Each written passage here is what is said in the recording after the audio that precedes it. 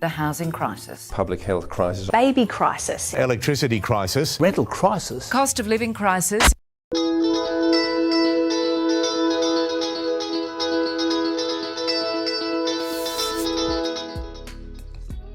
Yes, crisis, crisis, and crisis. Well, what can the Australian politician blame?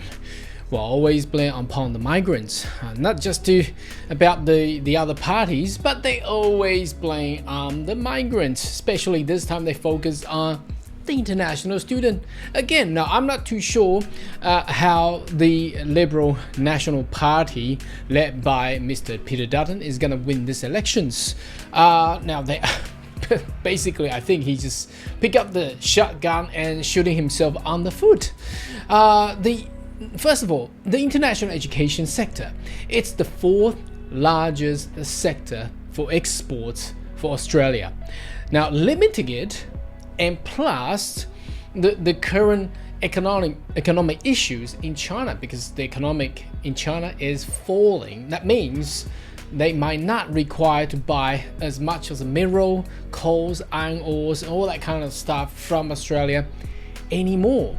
Right? So obviously the economy is looking bad, projected, plus what we have foreseen over the last week for the Trump's tariffs, and this morning with the opening up of the ASX and all the capitals, the stock markets around the world is falling like crazy. It's all plummeted.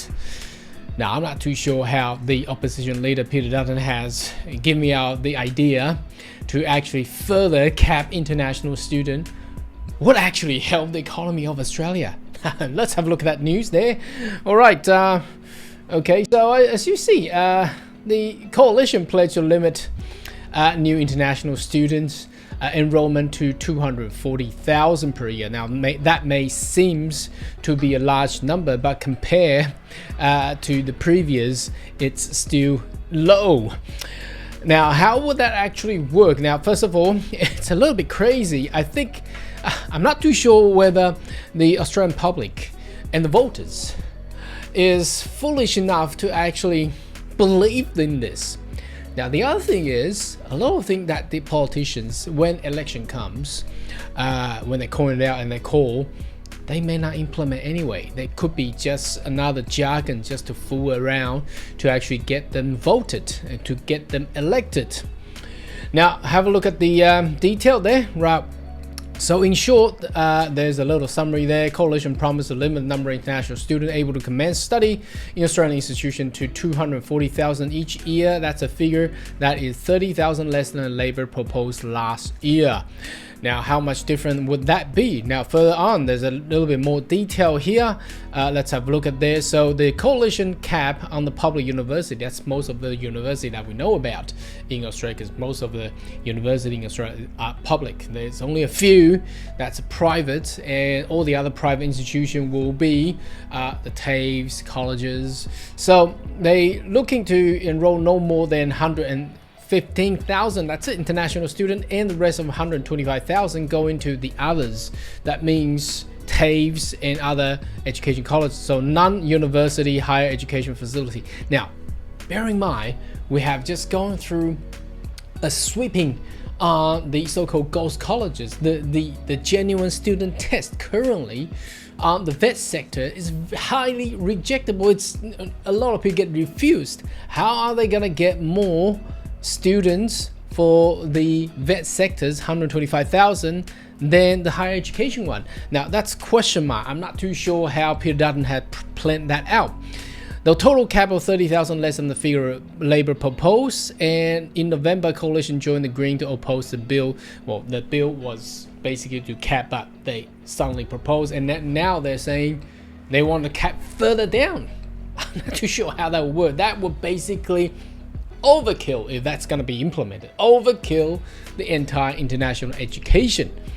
All right, So about 315,000 new overseas students come and study in higher education and vocational last year. So that's a lot. That's about 70 to 80,000 downwards.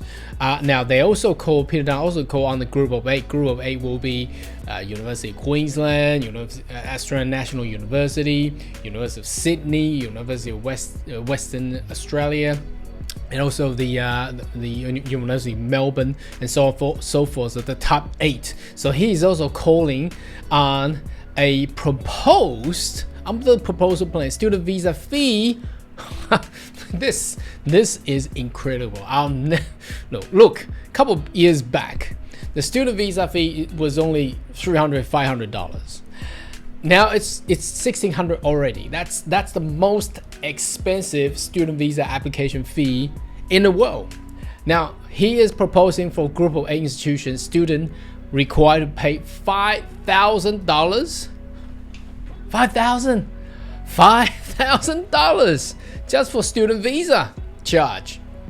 I'm not too sure how he come up with that number, but 5,000.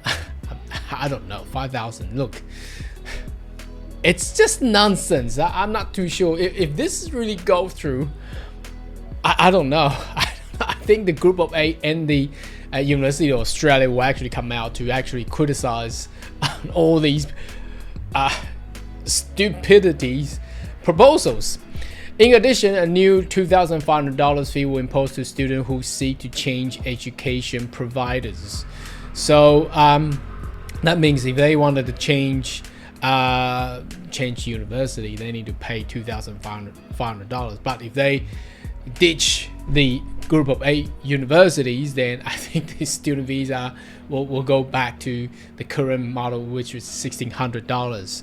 So here we go. Australian University of Australia basically said, which represent Australian 39 public universities, said that coalition plan to slash international enrollment amounted taking sledgehammer to one of the nation's biggest income generator. That's exactly what that describes. So look, crisis. Yes, when there's no one to blame, they always blame on the migrant. Now they blame on the international student, on the so-called relates to the housing crisis, which we all know. We have seen on the Settlement Council of Australia, Property Council of Australia, and also a lot of other association councils or industrial sectors have came out with actual scientific numbers showing that international student does not contribute to the so-called housing crisis. They only cover less than 10% of the rentals nationwide. How would that be a housing crisis?